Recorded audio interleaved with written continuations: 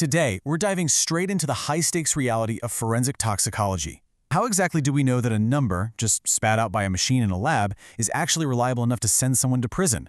Well, today we're going to trace the exact mathematical journey of a forensic result to find out. So, here's our roadmap for today.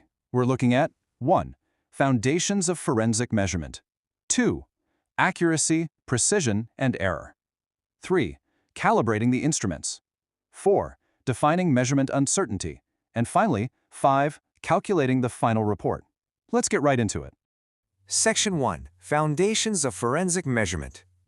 Okay, before we even think about courtrooms or blood alcohol levels, we have to establish exactly what a measurement actually is.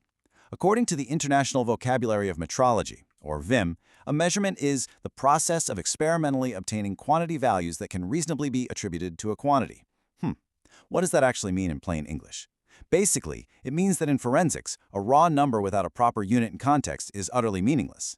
Like, if a machine just says 10, that tells us absolutely nothing. 10 milligrams? 10 centimeters?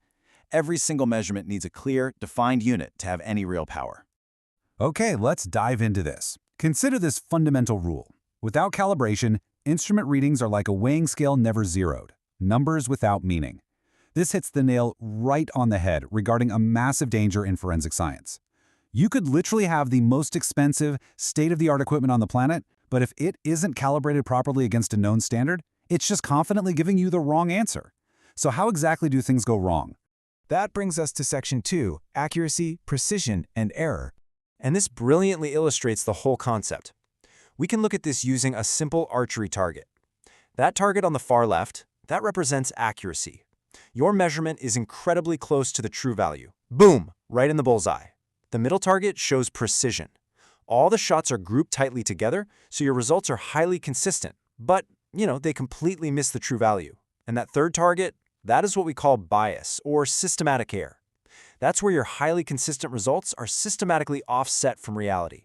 Now, in an actual forensic lab, systematic error, or bias, shifts all your results in one specific predictable direction. For example, if a headspace gas chromatography instrument has a slight baseline drift, it's going to affect your accuracy. Random error, on the other hand, causes unpredictable scatter around the true value. This is usually caused by things like slight differences in sample handling between different human operators, or just minor environmental changes. Basically, random error completely messes with your precision. Because no measurement is perfect, literally none, scientists need a threshold. For precision, we use something called the relative standard deviation, or %RSD. In forensic blood alcohol concentration, or BAC analysis, the absolute gold standard for acceptable precision is an RSD of 10% or less for quality control samples. That gives us a really concrete mathematical benchmark to know for sure if our random error is being kept safely in check. All right, Section 3. Calibrating the instruments. So now that we know how to spot these errors, how do we neutralize them? Well, in the forensic world, ISO/IEC 17025 regulations aren't just annoying bureaucratic rules, they are the mandatory legal shields you absolutely need to defend your evidence in court. Clause 6.4.6 demands that equipment shall be calibrated, and Clause 6.5 insists on metrological traceability back to national standards, like NIST. Every pipette, every balance, every single piece of glassware has to be part of a rigorously tested calibration curve that links an instrument's response directly to a known concentration. Let's actually look at what that data looks like. Here's a real blood alcohol concentration calibration table. We feed the instrument known standard concentrations of ethanol, starting from a low of 10 milligrams all the way up to a high of 300. The instrument then gives us a physical response, which is called a peak area. As you can see, as the concentration goes up, the peak area goes up in this beautifully predictable way. Then, we map those responses to create a regression equation. For this specific data set, the math gives us y equals 0.066x plus 0.308. So, if we run an unknown suspect's blood sample and it yields a peak area of 10.6, we just plug it into this equation and we get a calculated BAC of 155.9 milligrams percent. Boom! We have our number. But wait, would you stop here? If you did, your evidence might actually get thrown right out of court. We need to go further. Section 4. Defining measurement uncertainty. While a lot of analysts might be tempted to just stop at that calculated BAC we just found, ISO Clause 7.6 demands that we figure out our margin of error. Because remember, no analytical result is absolutely exact. To do this, we generally have two main approaches. The bottom-up approach is, well, it's incredibly tedious. It involves really complex modeling of every single minor component, the pipette tolerance, the flask temperature, the whole shebang.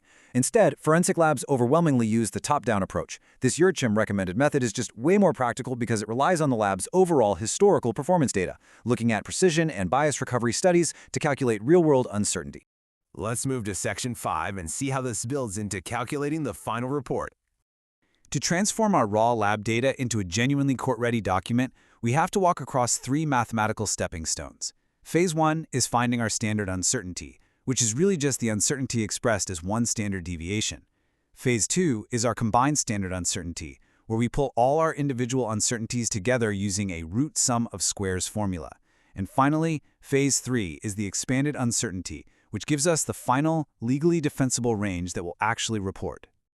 All right, let's break down the math for Phase 2.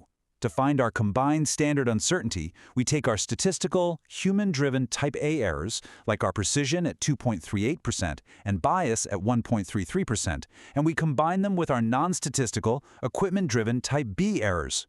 Those are things like our analytical balance and micropipette tolerances. We square them, sum them, and take the square root. The result? We get a combined standard uncertainty of exactly 2.78%. Now here's a really surprising fact about this breakdown. You might think the machines are the main source of error here, right? Actually, no. The type A components, so precision and bias, which largely come down to method and human factors, account for a massive 96% of the combined variance. The instrument tolerances are literally a drop in the bucket compared to the actual analytical process. So, the absolutely crucial point is Phase 3, calculating our expanded uncertainty. To give a jury a number that they can truly trust with about 95% confidence, we multiply our combined uncertainty of 2.78% by a coverage factor of 2. Doing that math gives us an expanded uncertainty of plus or minus 5.6 milligrams percent. And this leads us to our ultimate destination. If an instrument gives us a raw reading of 100, the final, legally defensible report must read BAC equals 100 plus or minus 5.6 milligrams percent. This transparently tells the jury that, hey, while no measurement is absolutely exact, we are 95% confident that the true blood alcohol value lies somewhere between 94.4 and 105.6. It's transparent, it's robust, and it is scientifically sound. Which brings up a really fascinating question to end our explainer today. We've proven that hard science requires ranges, probabilities, and a roughly 95% confidence interval to be truthful. But the legal system, it demands proof beyond a reasonable doubt. So, I'll leave you with this to think about. If forensic justice inherently relies on a 95% confidence interval, is beyond a reasonable doubt truly a hard objective number? Or is it ultimately just a human narrative? Thanks for joining me on this deep dive. Keep questioning the data, and I'll catch you next time. Subscribe ToxWise Academy for more informative videos on forensic toxicology.